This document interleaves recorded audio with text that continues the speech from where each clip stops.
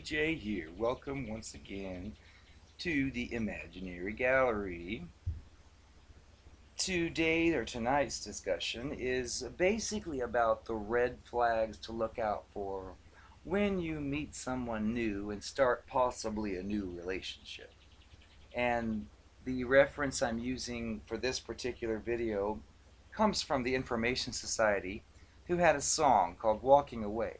And the theme here is, in their song, they say, walking away from things that move too fast.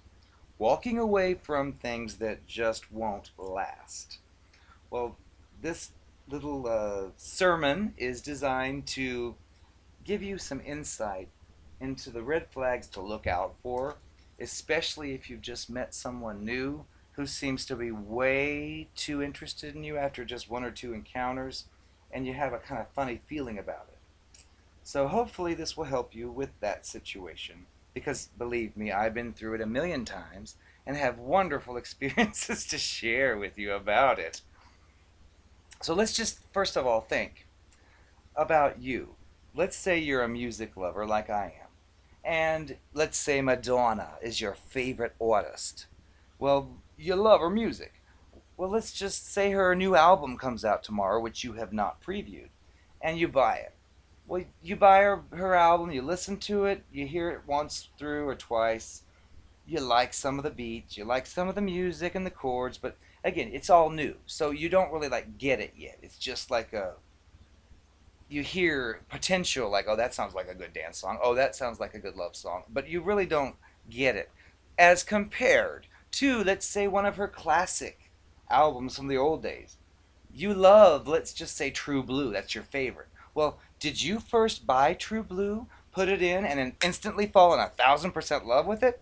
Probably not. You probably liked this song, and then this one took a little while to grow on you, and so on. Love is like a process that takes time. So when you meet this new person, chances are they do have a cluster B or cluster B traits to look out for. Disorder if, for example, you had the first date and the second date they're in love and they want to move in, they want to be your lover, they want to call you day and night, and all the rest of that, because that just isn't real. And when you compare it to your own life, you're like, I didn't like that classic Madonna album until like a year later, as far as like loving it, like thinking it's the best thing. Yet here's this stranger basically professing the same feelings for you that you took a year to develop for the Madonna classic. That's a huge red flag, because basically the narcissistic personality disordered people, time is like important to them. They don't want to waste all that time that you take to like learn to like this song and learn to. They just want to jump right in and say, "Oh, I can't help what I feel. Oh, I know I've just known you for 24 hours, but oh, I feel." It's like fake, phony, retarded. But they want to convince you of this, to think that you beat the odds of all the other people you've ever met that took a long time to decide if you liked them or not.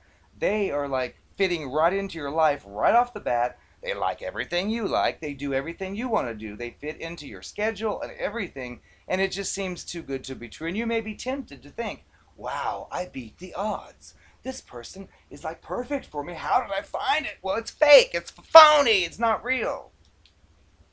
So, pardon. Basically, it's tempting to believe this type of person. But what will happen in this initial stage is they'll be telling you daily how important you are.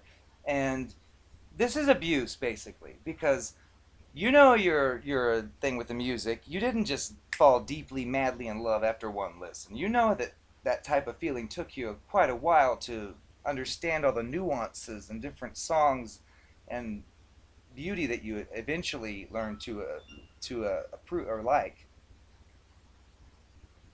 Dear one, I hate to inform you of this, but if you find yourself in one of these fairy tale type instant romances where it's like at least one sided, beware. And again, I hate to have to tell you, but you're probably dealing with an abuser.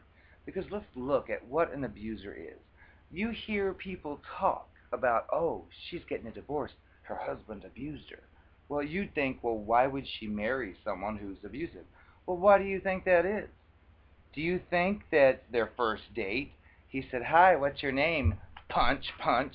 No. He'd be like, hi, you're the most lovely lady ever. Oh, and if you think about it that way, these fictitious, phony people that have, they're toxic, they're going to appear to be the perfect gentleman or perfect lady because underneath it all, they're a monster. And they can't dare come to you on a first date baring their fangs and beating you in the face and calling you names if they expect to see you again.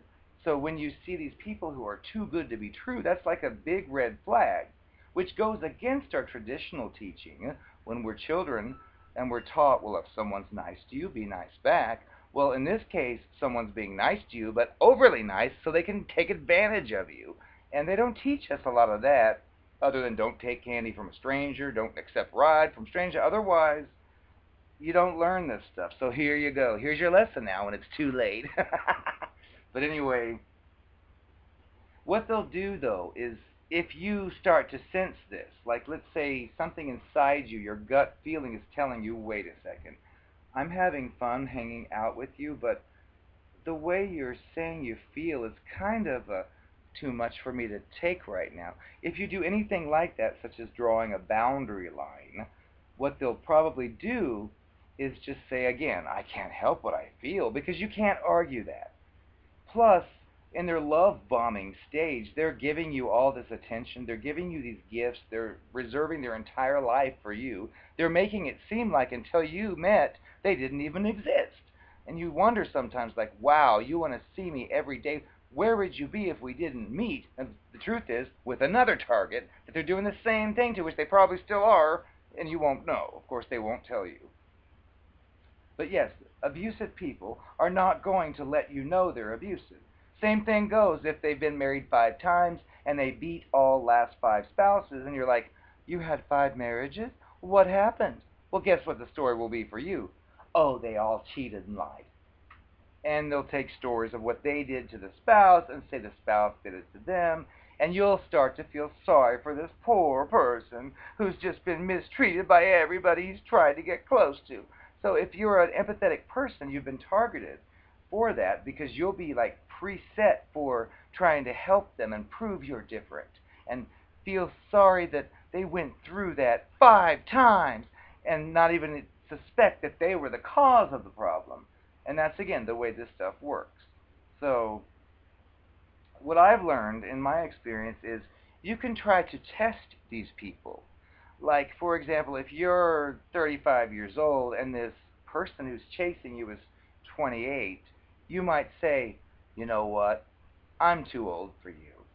You may suspect they're a gold digger and say something like, you know what, I don't have enough money to support another person. And regardless of whatever you give them, when they're like, I love you, I love you, I love you, well, they'll come back with, oh, I don't care about your money. I don't care about your age.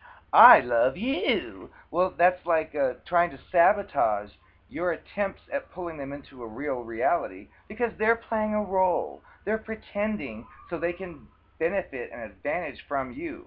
And they know you're older than they are, and they think you're probably more susceptible to their temptations because you might think, oh, I'm getting older, I better take what I can get, but wrong. Sorry. But they have you trapped too because we're conditioned to appreciate things that are done for us. So if they go wash our car because one day you say, oh, my car is pretty dirty, and you find it washed, well, great.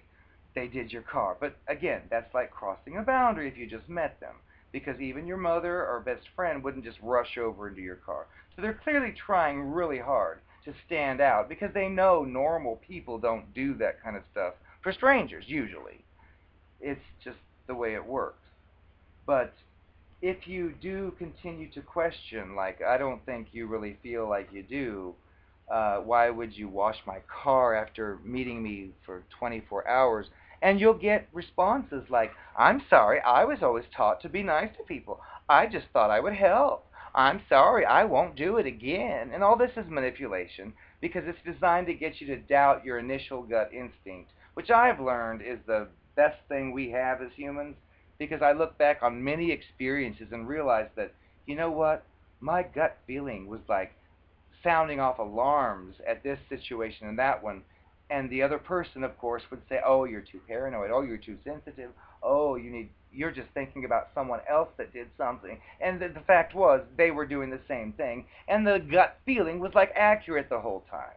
So it's like now, when I have that gut feeling, I'll keep it in mind what I'm feeling, but I know not to say it to the person because they'll just do the same old gaslighting crap of, "Oh, you're thinking too much, oh, whatever." But anyway, the point is to be very careful with such a person because the longer you mess with them, the worse it's going to be in the long run. And I talked to a therapist about my experiences, and she taught me an interesting analogy. She says that to picture yourself, this is for you now. Picture you. You have yourself in your life, and there's a force field around it. Well, you meet some new person, and they start all this love bombing crap where they're like, you see them one night, and the next day they're texting, the next afternoon they're texting. They're trying to get you to text back, and if you don't, they're going to act offended because they think you're empathetic, or they know you're empathetic, and they're afraid that you're. They think that if they tell you they're suffering in some way, you'll rush to their rescue because you don't want to hurt anybody else. And it's all in their bag of tricks, which again is a series coming soon about the narcissistic bag of tricks. But they're going to do all this stuff to you, and they're going to expect you to respond in a specific way. But what they're doing is basically they see you as a person with a force field around them, like I said, and what they're trying to do, like if they see you on Monday and they say, "Hey, let's get together Tuesday," you might be like, "That's a bit much. I need a break." Well, what they're basically doing is they are trying to find a way into your force field. They're trying this method. They're trying that method based on all the other people they've scammed throughout their whole life. They're trying this one because this one worked for that person, but it didn't work for this one. So they're just testing out different methods to try to get a piece under that are a little bit underneath that force field so they can get in just a little further. And of course, if you use your boundaries and say, "Okay, we were together all weekend, that's a bit enough for me for now," they'll like come back out of the force field. But their goal eventually is to find a maneuver to get in under that force field wire and eventually take over. Which you never know this at first because all they're doing is friendly things. And when you question like that was kind of strange that you gave me those gifts, and it's, well, is it so hard to believe someone likes you? They'll use lines like that which are sickening because it's not normal, and you're like a regular person reacting to someone like turning the volume way up on the niceness, and you think that just doesn't happen in today's world. And if you say that, they're like, "Well, that's how I am. Sorry, you must have a problem accepting someone really likes you." But again, it's not that. It's that you know that feelings that strong do not occur after 24 hours or however many it was, and so you're just being like a regular person trying to defend themselves. But basically, the goal eventually is for them to get underneath that force field, get in there, and once they're there and their hooks are in deeply, they'll take over. And then everything changes, which is on the subject of plenty of videos on YouTube, so I won't even discuss that. But basically, that's what will happen is they want to get you in there into the trap. And once you're there, everything changes. Have a great evening.